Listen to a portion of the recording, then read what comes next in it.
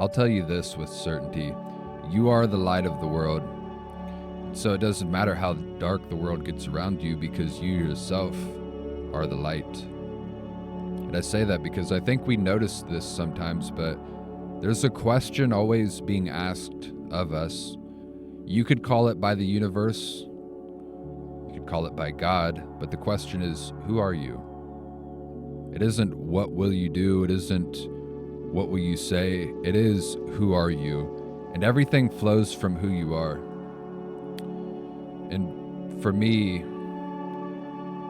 the noise of my mind, the noise of the world caused me to move into my van, travel across the country. That way I could get some peace in my mind because the light within me was dimming. The light within me was dimming, and in the same way that you are the light of the world, you're also the salt of the earth. And salt, if you put it on the ground, if you salt the earth, if you put it in a garden, nothing in that garden will grow anymore. So it has the ability to make good things bad. It has the ability to make it so that a garden won't grow. But if you put it on meat that you are trying to preserve, it can keep things that are already good. It can preserve the good. And so salt has the ability to make good things bad, but it also has the ability to make bad things good. And that is you. You are the light that can exterminate the darkness. You are the salt that can make bad things good. But the thing that stops us from being that, being who we truly are, in my experience, is the noise of the world, the temptations of the world, the deceptions of the world, the chaos that is allowed to enter one's mind. And for me, before I began this journey of moving into my van and traveling across the country, and I will also say that I still experience it now, but before I began this journey, my mind was filled with so much noise, I couldn't hear my own thoughts. And I didn't even realize it when I was in the midst of it because I only saw it after I stepped outside of the noise and looked back in retrospect. But my mind was so loud, I couldn't hear my own thoughts. And the way that happens is that a thought arises in your mind, a thought arose in my mind, and I didn't hear it. But then right away, another thought would arise in my mind, and I didn't hear that one either because the previous thought was still trying to get my attention.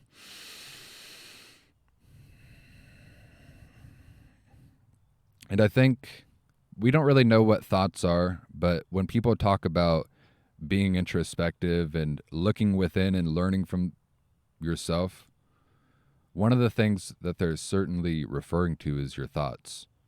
Because you notice things in the world and your eyes are open, your ears are open, you hear things, you see things, you intuitively learn, but you can't digest everything that you're learning. And so when you're in the midst of silence, thoughts come back up into your mind and they remind you of things that you have either forgotten or that you learned but didn't have time to digest in the moment. But the issue is that, especially in modern society, there's such an overflow of information from every direction, certainly from every direction. From your phone, you can go onto your phone and see the most fascinating things that anyone has ever seen. You can also see the most depraved things that anyone has ever seen. But when you open your ears, you also notice there are motors everywhere. If you live in a town or you live in a city, there's weed eaters, mowers, vehicles.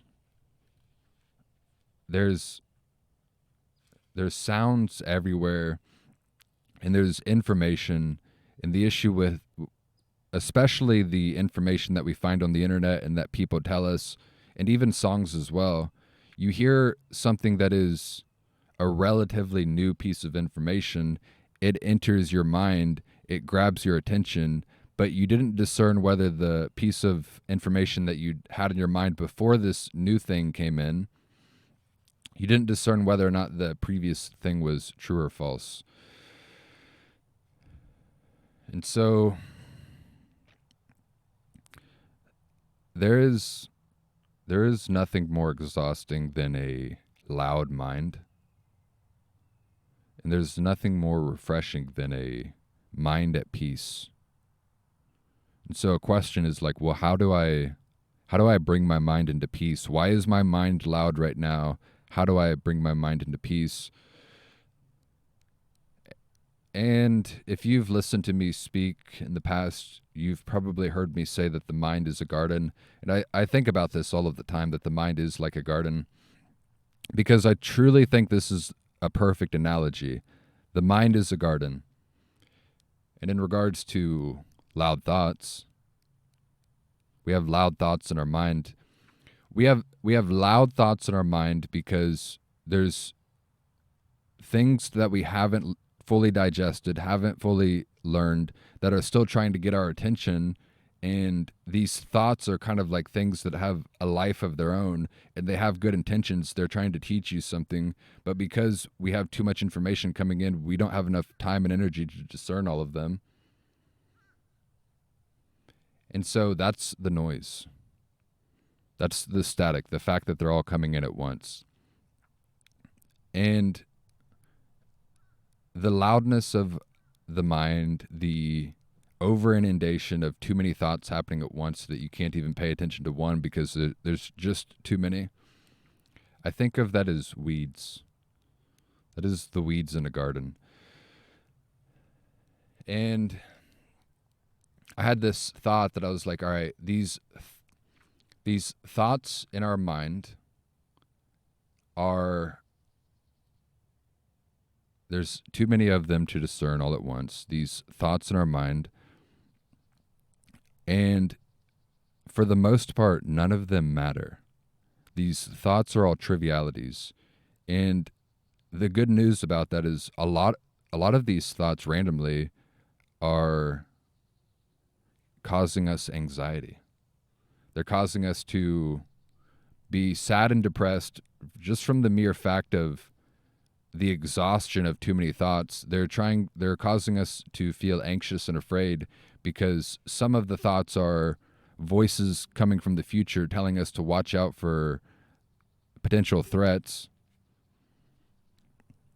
But the reality is that almost none of the things that our mind is telling us to be sad and depressed or anxious and afraid about, almost none of them matter. But it's fascinating to think about. So you would say that the things that don't matter are like weeds in a garden, because what matters in a garden, if you're trying to create a beautiful garden, is the flowers. And so these redundant, superfluous thoughts are weeds. But I imagined if you imagine you invite your friend over to your garden, and you have a bunch of weeds in your garden, and your friend notices this, and he's like, hey, you've got a bunch of weeds in your garden. And you're like, yeah, but the weeds don't matter. Well, that wouldn't really make sense to tell your friend that the weeds don't matter, because the weeds have overtaken your garden, and so a garden doesn't really even exist anymore. There is no beauty because there is just the chaos of so many weeds. And so to an extent, the weeds do matter, because if you treat them as, if you try to pretend they don't exist, if you try to pretend the superfluous thoughts in your mind don't exist and the weeds in your garden don't exist, they overtake your mind and destroy the excellence that you could cultivate. They destroy the light. They destroy beauty. So they do matter, and so to what extent do they matter?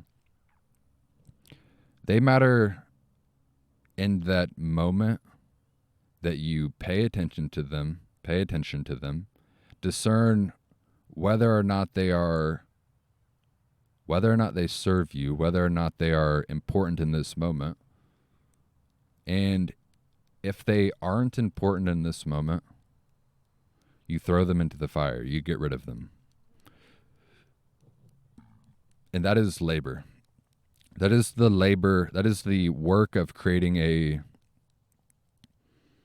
a beautiful mind. That is the work of creating a healthy mind, a mind of excellence, and that is the same labor that it would be to create a beautiful garden. It doesn't just grow on its own. You've got to plant the flowers and you've got to get rid of the weeds.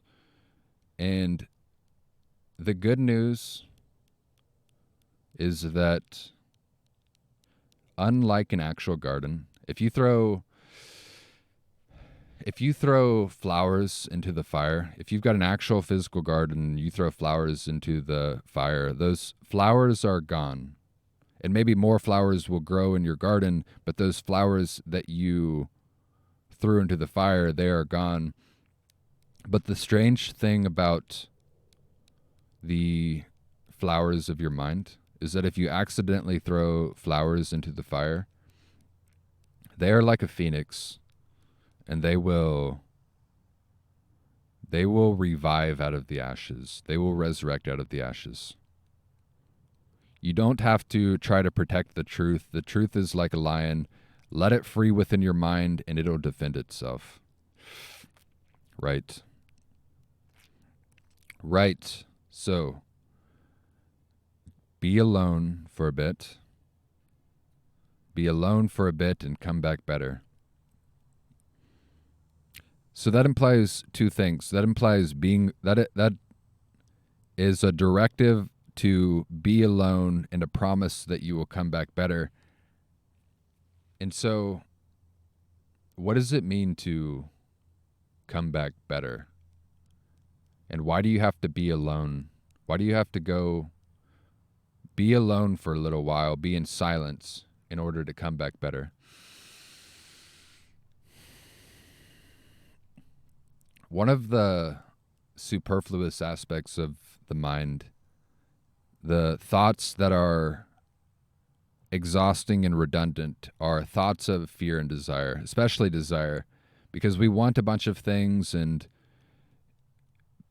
through the desire and through the wanting of things, your mind ceases to see the beauty that is right in front of you, ceases to see the colors that is life, and instead is trying to seek material items that seem valuable and seem important but are actually trivial and actually corrupt your soul, like money. And maybe you have visions of a certain house, and maybe you look towards the future and you have a vision for who you could become, and who you could become is intertwined with certain things that you would have. But the issue is that you've got to parse out the wheat from the chaff. The vision of who you could become is probably at least somewhat right, but the desire for the things that you can have, that is a lie. That is not important. And these desires for the things that these material items especially, or these desires of the ego that we want, they create excess noise in our mind. And it's a paradox, because maybe we intertwined those things with who we could become, but those actually stop us from becoming who we could be. And it's simple, but it's kind of complicated, because it is a paradox, which is that the reality of life is that in order to cultivate a beautiful garden, in order to cultivate excellence within your mind, the way to make those things happen is through sacrifice, through letting go of that which you want for that which you need, through the sacrifice of giving up pleasure of the moment and doing what would be good for yourself in the future and or other people. Sacrifice. And so it circles back when you sacrifice, because that is the meaning of life, to make good sacrifices, but to aim for perfect sacrifices.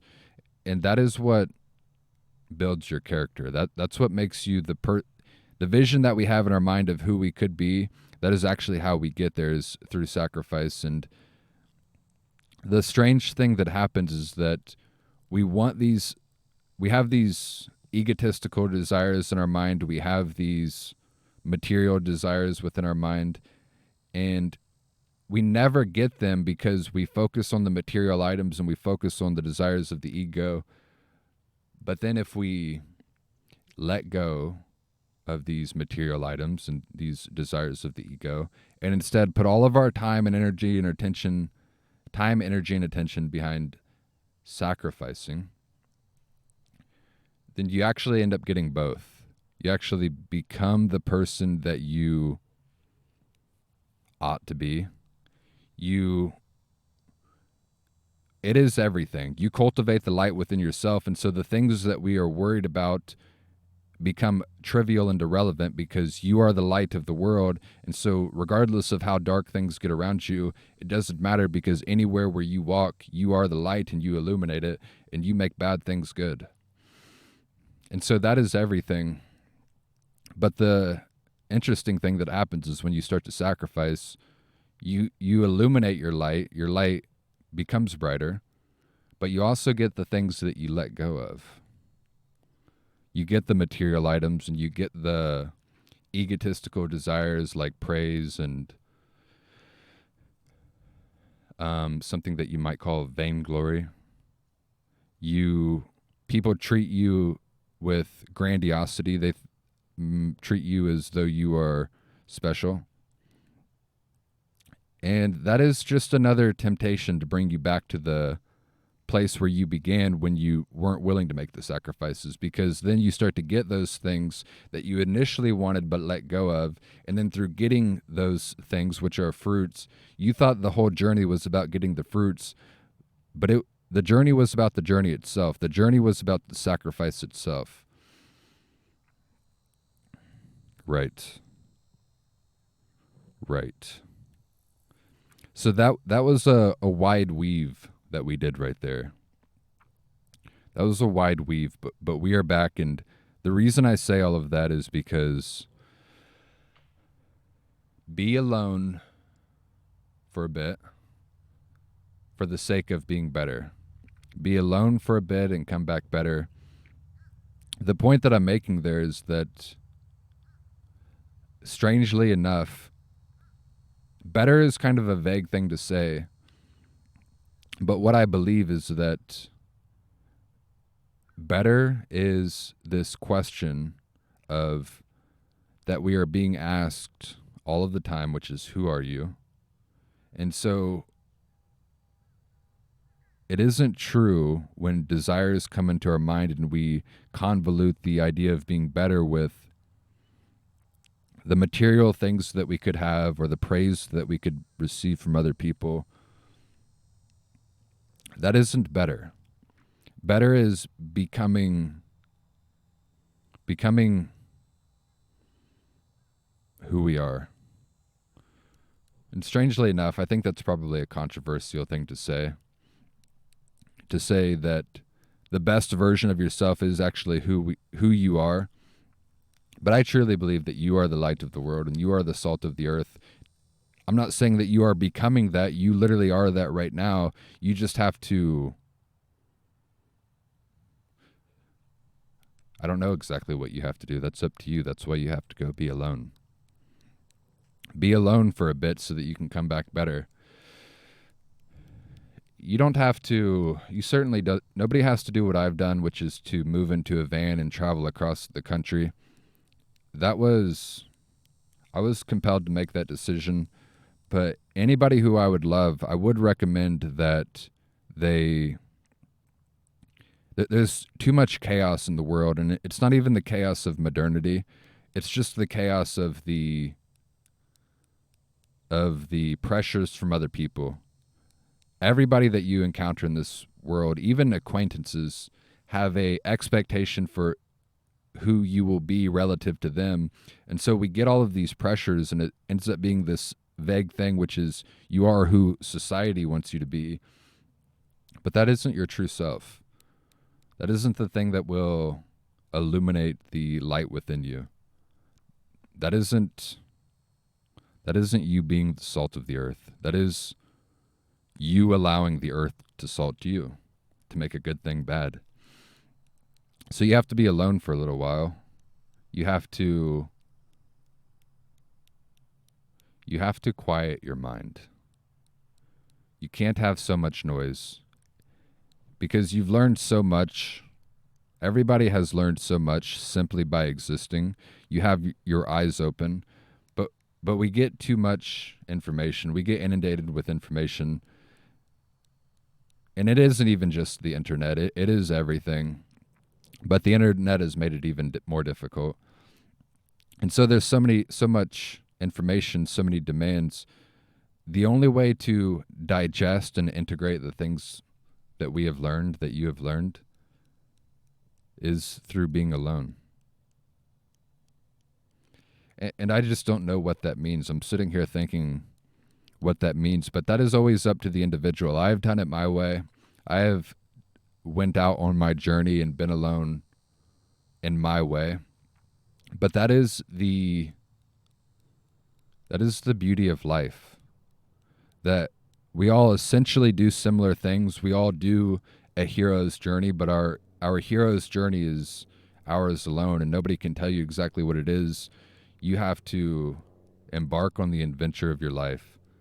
You have to stop playing it safe and embark on the adventure of your life.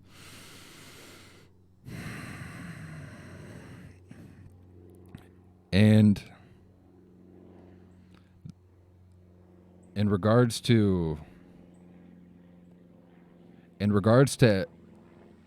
the focal point of everything that I've said so far, I think I think it is very clear in my mind, at least, that it is crucial for an individual to spend a period of time by themselves. It doesn't have to be a year. It doesn't even have to be a month.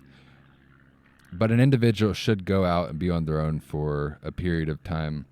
But the reason why, despite the fact that it logically makes sense and that it's clear that we all have to do it, the reason why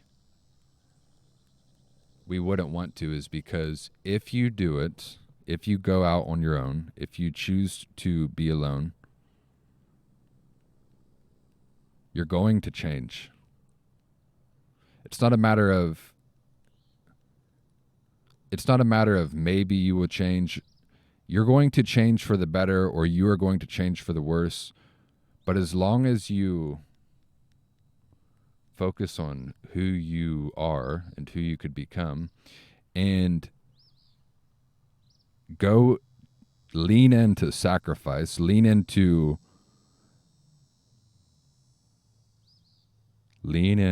a better relationship with God. I will say that. Lean into a better relationship with God. As long as you're oriented towards the highest good, there's nothing to worry about, because you are the light of the world and you are the salt of the earth. And so when you encounter darkness, that is okay, because you are that which illuminates the darkness. And when you encounter bad things, that is okay, because you are that which makes bad things good. And that is all I have. Goodbye.